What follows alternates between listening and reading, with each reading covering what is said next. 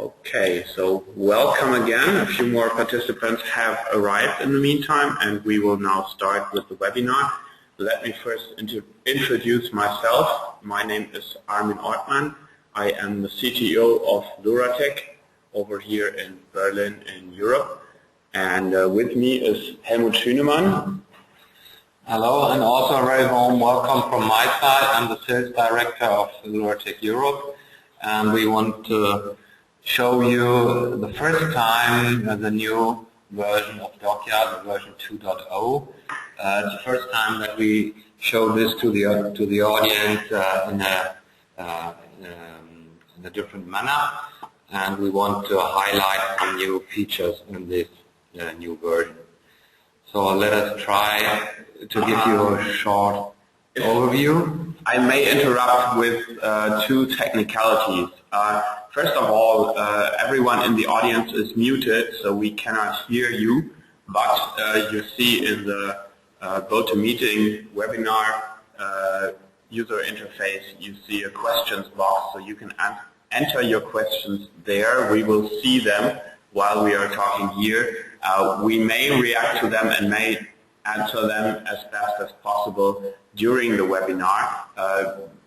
As we know from experience, we cannot always answer all the questions in the course of the webinar, but we will try to answer, or we promise to answer them all offline in the aftermath of the webinar. So don't hesitate to enter your questions there or to contact us via email if something comes up after the webinar. The second announcement is that we will have a questionnaire which shows up when you exit the webinar, and again we ask you to fill this out to help us to hone and improve our webinars over the course of time. Thank you. Helmut. Sorry that I forgot this, Armin. So let us go into the topic. A short overview. What we will show you today is here on the slide. The first point is client handling. As you all know, scan service bureaus used to have more than one customer. We have to react on this. The second is user rights management, who can do what inside this software. We would talk about the batch processing, which is a little bit new in this version, and at least about monitoring and reporting, which will cover SLA-Reporting, give you an overview over running and completed tasks, and also the error handling and error messaging issues we have in the software. Okay, let's come to client handling. We decided to raise up the structure, the database structure that we have inside DocYard, because it's necessary to separate the data between the different clients so that the jobs will be separated too, and all data are dedicated only to the client for whom they are established and calculated. This means every job is assigned to a specific client, and also the user rights are dedicated to clients. We have some overall user rights. I will come to this in the next slide. But the question who is allowed to edit or correct data for a specific job, for a specific client, should also seen in the rights management. And so we have client-related rights too. Well, user rights management, we know two different kinds of rights. The first class of rights are client independent. It's more overall rights dedicated to the system administration area. We have some examples here. For example, who is allowed to create clients, workflows and jobs, and also assign user rights, for example, or install and allocate licenses. These are overall rights dedicated to the role of a system administrator. On the other hand, we have specific rights which are dedicated to a client, for example, correct or edit documents, metadata. These are special rights which are delegated from the client.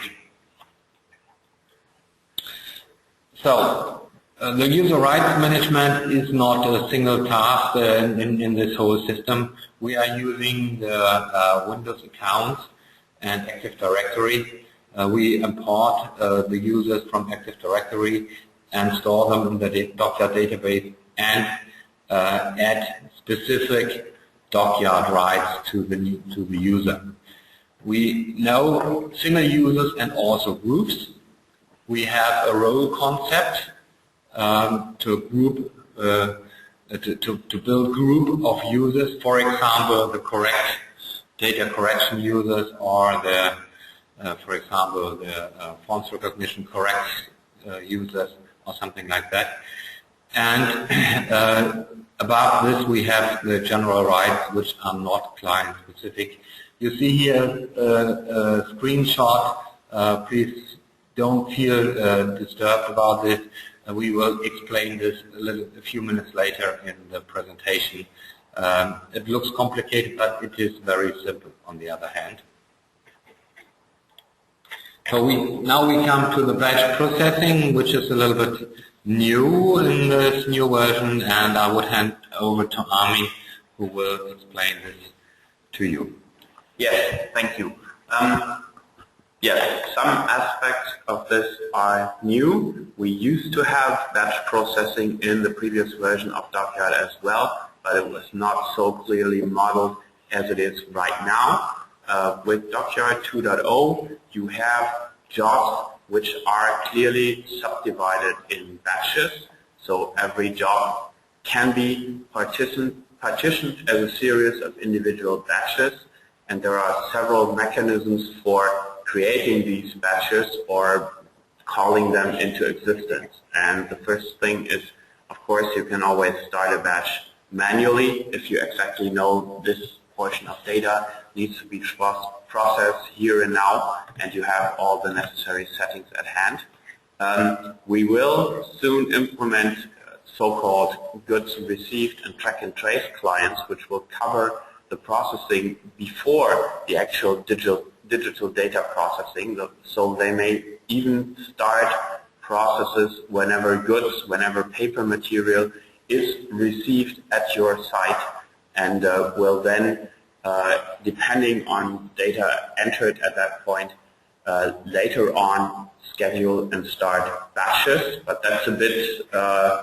Zukunftsmusik, as we say in Germany. It's a bit of a future tune that I'm whistling here. What we will have in DocYard 2.0 is batch creation according to a folder structure on a file system and according to the presence of semaphore files.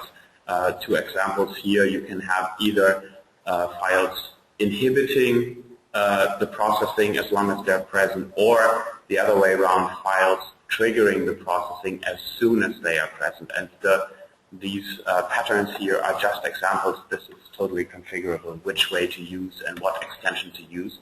And what we will also soon have is index file data consumption. So if you have a scanner, or if you have an indexing system, or if your customer supplies manifests or databases in the shape of index files, the system will be able to consume those and create batches, start processing according to the settings lined out in these index files.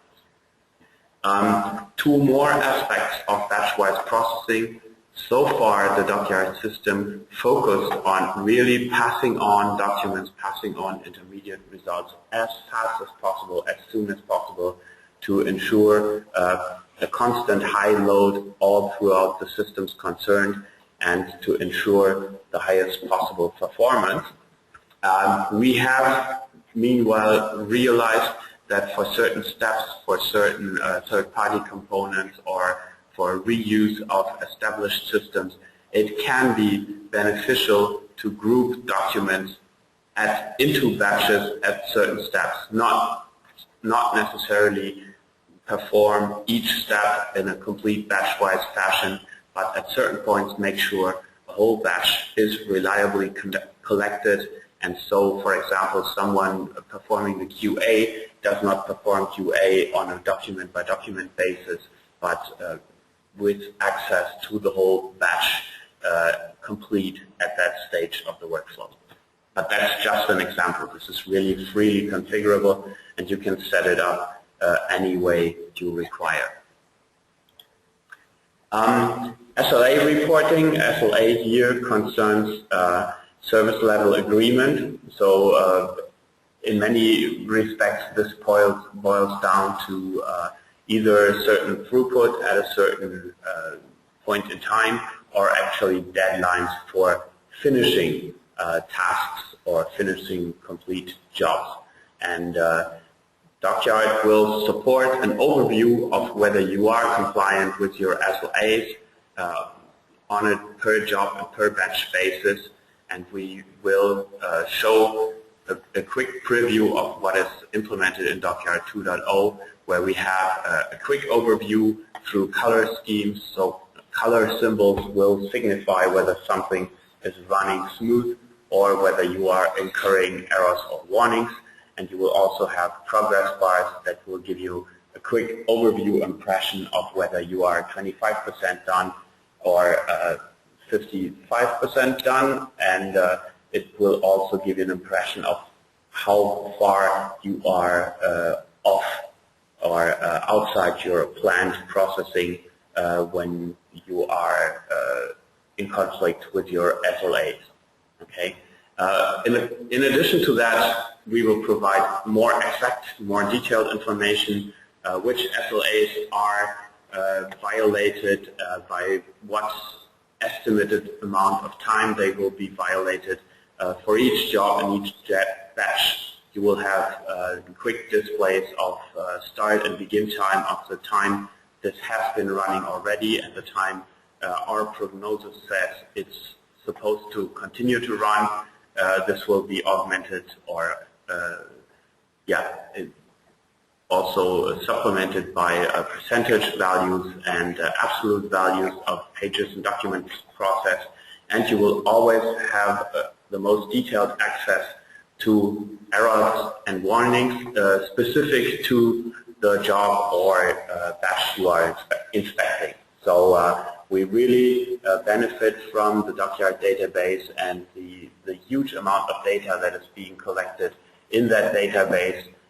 You don't have to dig through log files and compare timestamps and filter by messages or by usernames or anything, but you can directly say, I want to see what went wrong here in this batch, and a quick view will inform you, will show you the error message, and we are working to extend that by troubleshooting hints and more elaborate messages telling you what the reason for a problem may be, what possible workarounds are, or what are common causes for certain error messages. So you don't just see access violation or null reference exception or something cryptic like that, but you get a real-world description of what happened there and what may be done to improve the situation. These are actually two screenshots from the current version. Again, you see in the upper part, you see the clients and jobs view as Helmut already introduced it. Here you see some of the highlighting. So an error that has been detected in one of the jobs. Actually, it suffices that at least one job, one batch within a job had an error to notify the user that somewhere in the overall job an error occurred. So you see here several batches pertaining to this job went fine. They finished without any problems. They get a green icon and they look okay. One was stopped by the user interactively, which obviously is not okay because it could not complete. And one ran into errors and was, in addition, stopped. So that's quickly signalized here, and you see a more detailed display here, and you can get to an even more detailed display as it's shown here. This is basically the same part of the GUI, but with a different selection. And you have this menu entry view errors here, and that will give you a more detailed error display. We'll see that in action in a minute. And this is a screenshot of the progress bars and number reporting that I just referred to. This may be a little fine printed, but we wanted to show it in the context of the overall cockpit. So what you see here is the job name, are the batch names. Here are some of the figures we mentioned, such as time elapsed and remaining time. And here you see the progress. This is the overall progress of the job, and this is the progress of individual batches. And you see some things have been completed here, but some things have not even started, and therefore the job in itself is only about 2/3 complete. Okay, we do not see this as a replacement of this rather figure-based reporting view that we already had in DocYard 1.0, but this will also remain. But of course, this is a much more intuitive display. And as we see here on this rather conceptual diagram, what we will also do is we will overlay color markers for each and every effort and each and every error and warning. I apologize, this is still some German in this graphic here, so this is warning in German, and this is error. So we have a little language course along here as well. That's what we will do. We will use the same color coding, and you will just need to click these markers with the mouse and get the same detailed error overview that you get from the list views. And we will also have special markup whenever you enter a deadline. Of course, you don't have to enter a deadline if a job doesn't have a fixed date when it is to be completed. You don't have to do that. But if you have a deadline, or at least if you have a date by which you schedule a job to be completed, then you can enter it, and it will be shown as an overlay if it is violated. So what you see here is an estimate of how far you will pass this deadline, how much time you will need in addition to what you had allocated. And of course, if there are changes, you can change the deadline on the fly. So if you can call your customer and say, we need 3 more days, the customer says, okay, no problem. You can enter the different finishing date, and this bar will move over to the right. Or also, if you change something, if you change the priority of a job, if you change the number of, say, typists typing in index data or correcting recognition results, this will also have an effect. And of course, this markup may vanish as soon as you're in the green again.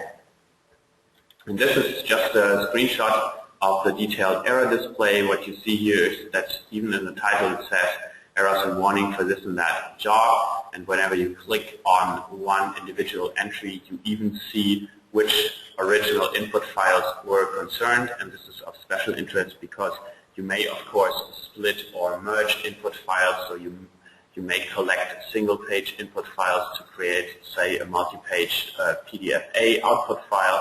And all original input files concerned will be listed here, so you know which files were not processed correctly and in which area an error occurred.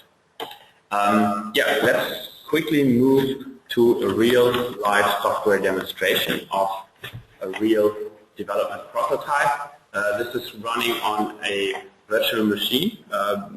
In our most recent webinar, the German webinar this morning, everything ran fine in terms of processing speed, so I don't expect any problems here, but just for completeness sake, we really have a demonstration system here with 2 module managers installed on one machine, and this is actually a virtual machine running on a regular PC, so please don't expect real processing throughput to compare against other existing production systems. Okay.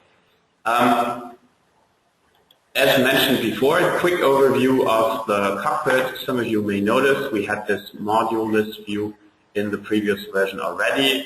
Some new modules have been added, such as blank page recognition or 2 different barcode recognition modules. You'll find all the additions in the product documentation and in our document listing all the DocYard modules. What you see here is really our set of modules. All of these modules exist, are implemented, have been tested, and are functional and available. No dummies here this time. And yeah, not all of them are necessarily part of the DocYard platform, but some of them need to be licensed specifically. But of course, our sales will be glad to discuss your requirements with you and to make suggestions what you may need for your task at hand. What has remained from the previous version is that you can quickly, let me just quickly demonstrate that, that you can quickly create a workflow and then simply add modules to the workflow by dragging and dropping them. No, it does hang a bit on me. I shouldn't have joked about it. Well, there it is. Okay, usually that's a little quicker. And so all you do is simply drag modules here and just draw connections as you see fit, and you can alter configuration values down here for the selected module. Many of you hopefully have seen this before, and I won't go into too many details. That hasn't really changed since version 1.0. What you see here is this workflow templates view. That hasn't changed much either. What has changed is this view below here, or that has been added and is new. So you really have different client entries here now. And assuming you have the proper user rights, you can quickly add further client entries here.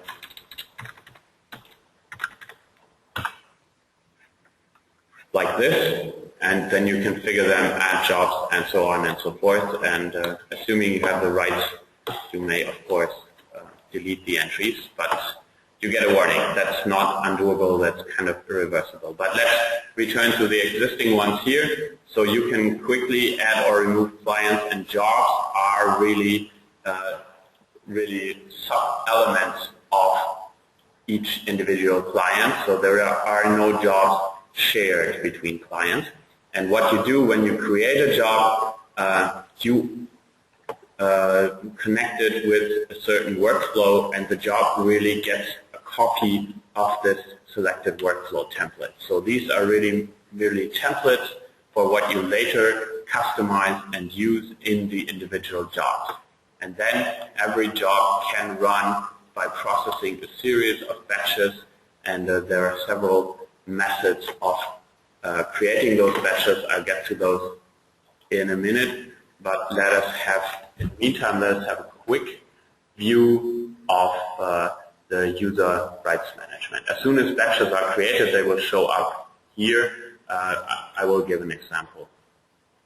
After showing the user rights management, this is how you reach this dialog through tools and user rights management. Of course, that general right of configuring anything here is protected by a user right as well. So you have these general rights here, and if it says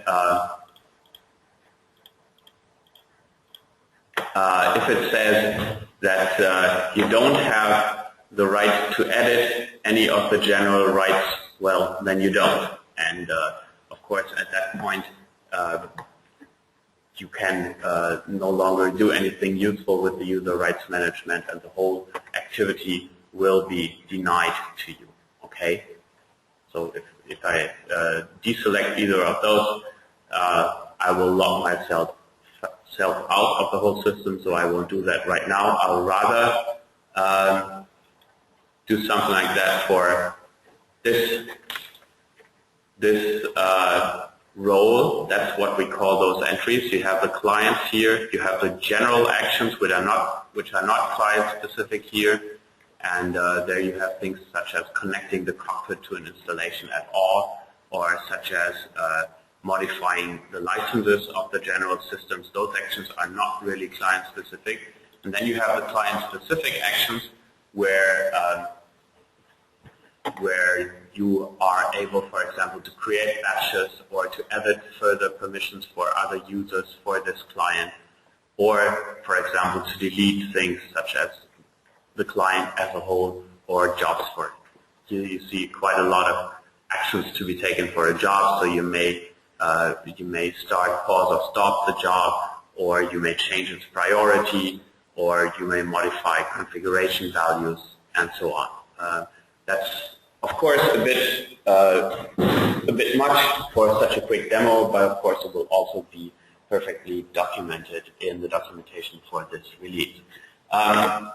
So if you have such a role, there usually are users assigned to that role. These two are really a bit blind on this demonstration system. I can just quickly add another user to this role, and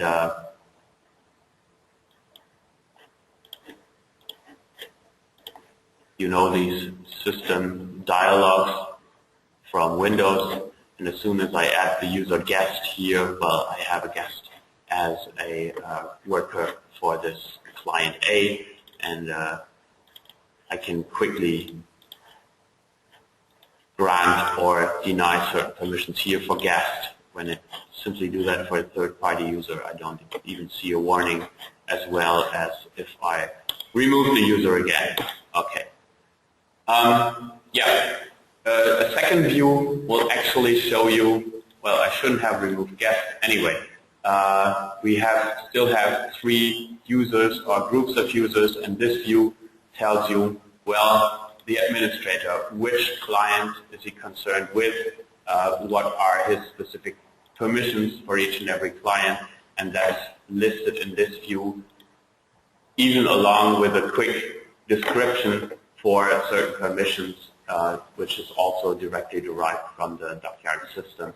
So that's just another view of the whole thing, which is quite helpful. For example, if you want to pull certain people off certain projects, you can see whether they were concerned with the projects at all. So if this very permissive everyone entry, I don't think that that's suitable for client B, I can say remove this here, and everyone will be gone from client B, where before it was listed here as well. Okay? So, and for the next bit, which is really to do something with batches, I have prepared a job here. Actually, we can quickly inspect the properties. I've already set this one to ready, so it should be ready to run. I have selected a workflow. We can have a quick look at the workflow. It's really quite simple. We import files, we convert them to images, we run them through Luratech standard MRC compression with some standard quality and sensitivity and whatnot options, and then we'll export them. And when you actually look at import and export, you see these kind of shell variable-like placeholders. That's really where the batch generation is hooked up to this workflow. So here, for every batch, the actual input folder is inserted, and the same here for the export. So this is written to DocYard batch MRC out. Let's have a quick look there. Probably there are still some results from a previous run, which I will, for clarity's sake, I'll delete them. Yes, that's from this morning, obviously. Get rid of those. And what's also configured here is that I will start batches in not in a dynamic fashion, but statically from what I find in this input folder, and then actually on the first level of subfolders in this input folder, which would be here. On this folder level, I would create batches. So I should create 6 batches with names such as 1001 through 1006. And what I've specified down here is that a maximum of 3 batches should run in parallel. So as soon as the first 3 batches exit, the next one gets processed.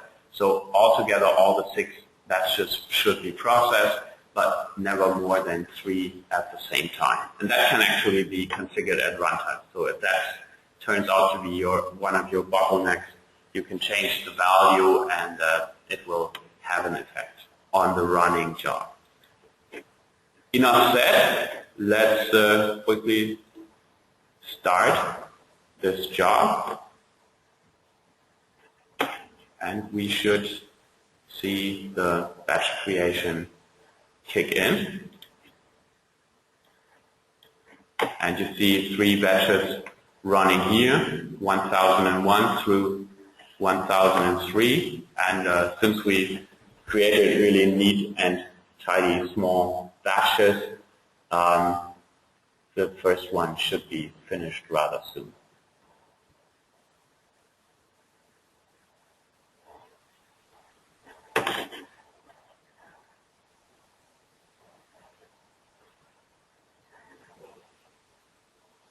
Okay, there you see the turnover. Now 1004 has been picked up, and again, now it's 1005, and again, and number 1006 is being processed. And of course, this method of batch creation can be extended. As I mentioned, you can have semaphore files, which we didn't configure here because it would have been a little more complicated to demonstrate. And you can, of course, devise different methods of tying this to upstream systems, such as, I don't know, a SharePoint server or an Exchange server or whatever you have at that point. Okay. Yeah, so much for the demonstration. Helmut, did I miss anything? Oh, I wanted to show this view here again. So you have this errors view here where you see this is a classical error which we like to use for demonstrations. If you don't specify your input files clearly enough, it says, oh, I could load thumbs.db, which is the Windows thumbnails file for a folder. I couldn't load that as an image file, and that gives you an error, but of course the rest of the job runs fine. And if you go to details, you will directly see, okay, there was a thumbs.db file in the input folder, and so on. That's basically the method here.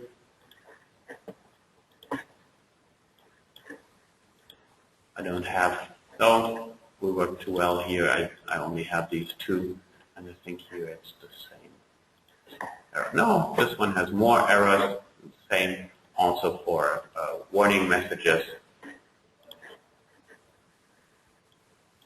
And again, you can see the details, which file was concerned. This is obviously more serious. It failed to process a certain TIFF file properly. Okay.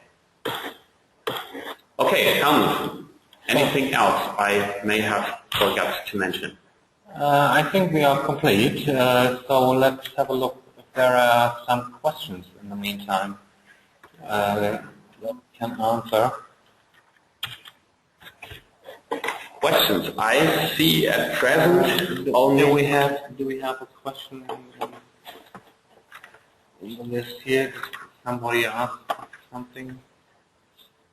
I noticed only one question. Okay. And that question was, we do have a module API. Yes, indeed. We didn't make mention of that here right now. Does this module API interface with the permission system? And the answer is yes. If you develop your own module and you want to check against certain permissions, especially if you develop an interactive module where only certain users are allowed to log on, you will be able to interface with the permission system and to block certain users or groups of users from access to this kind of jobs. So yes, we will implement an interface for that. Okay. And how's the detailed relationship between this workflow template and this specialized job for a client? Can you use the same template for different clients, and how can you make sure that they will not get in trouble with the separation of data? You can use the same template for different clients, as it's really just a blueprint which then gets copied for the job that you use. And we apply certain consistency checks, and we check for certain conflicts whenever that happens. So as soon as you assign a workflow template to one specific job for a specific client, it becomes an independent copy of the template that you designed beforehand, and at that point we implement those checks. And you saw the switch from this newly created job to a job ready to run. At that point we perform those checks, and if the checks fail, the job will not become ready to run. Oh, that's nice to hear. This level of security we definitely need for our customers. Another question might be, well, it's nearly finished, this version, but not completely. When will it be available for our customers? When can I sell it? Yeah, the usual question. You haven't sold it yet? Yeah, I have it. Yes, of course. Yeah, okay. No, we're kidding. Yes, the version you saw is already, again, 2 weeks old, because I picked up a stable version for this demonstration here. And but we are very busy developing it, and we're aiming for a release date at the middle of July. So we can say in 2 weeks. More or less, yes. Yes, that's fine. Okay. Okay. So there are no further questions? No, not from the audience, I see. No, I don't see anything else. So we just want to mention that you can have a look at all these slides and also to the recorded presentation. Maybe some of your colleagues is interested to hear this too, and who was not able to join into this session. You can give him an advice where he can have a look at this. Afterwards we will send you complete information and send you the link to this recorded session. It will be very big and too big to send it by email, but we will give you an advice where you can have a new and a second look on these. Okay. Well, at the end, thank you very much for your patience and your attention.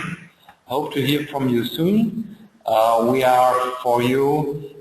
Please do not hesitate to contact us as if there is any more questions, and if you are interested in further discussions, we would be happy to hear from you soon. Thank you very much, and have a nice evening.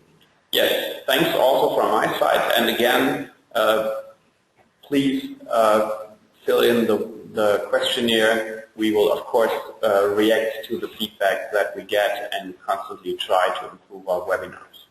So thank you from my part also, and have a great day.